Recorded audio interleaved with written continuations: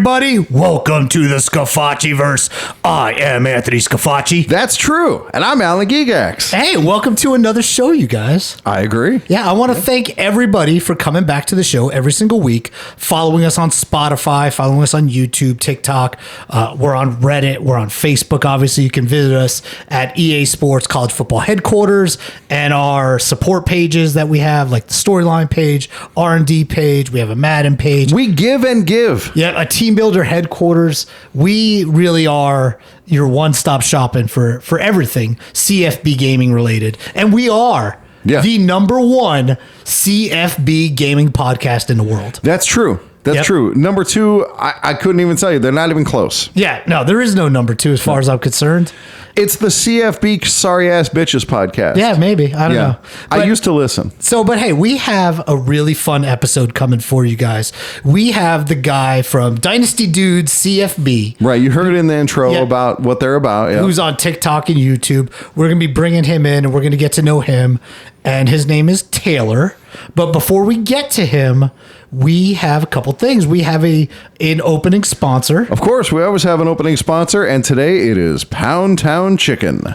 When your lady asks you to take her to Pound Town, you say yes. All right, and that brings us to a stadium pulse today. Yes. That you have about AI. Yeah, so relevant to today's guest for sure. Yes, absolutely. So look, there are definitely two camps. Well, maybe three. But there's two very warring camps. There are the people who dislike AI, and then people who don't either use it a lot or at least don't care that it is used. Sure. And, I don't generally care which way people are, except that there's a group who feels the need to chant AI slop, and they just shit on everything AI. Have you had this directed at you on Reddit at some point? Well, I don't use AI for really anything, but other people, content creators on my pages will use it. And on Reddit, it's a real problem because the anonymity there allows them to just chant whatever they want. Right. People are trolly on Reddit. Yeah. And, look, my position on is I don't care if you like it or not, but if you stop to take the time to complain about it or whatever, like, dude, you are literally screaming into the void. AI is not going anywhere. Right. And that is my feeling on it. And the same people who rail about AI and all this stuff, they really don't know that they're already in the ocean of AI. It's being used in virtually every aspect of our lives.